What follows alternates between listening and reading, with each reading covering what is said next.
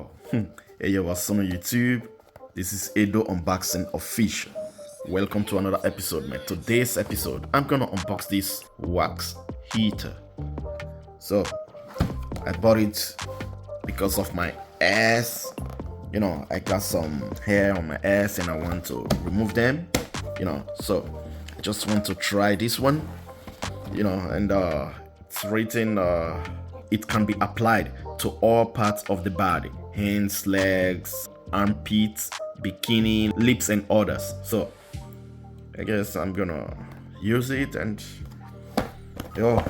I bought it from Temu. I finally got it and I want to use it. Okay, and inside I got these hard wax beans. Got two of them. Okay, it's really hard.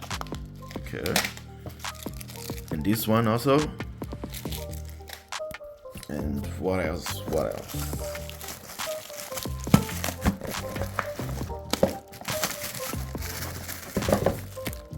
Okay, and inside you still got the manual, I guess. So I don't really need that. So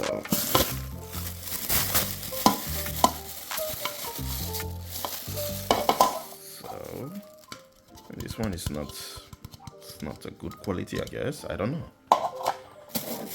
So let's see. And you got this one.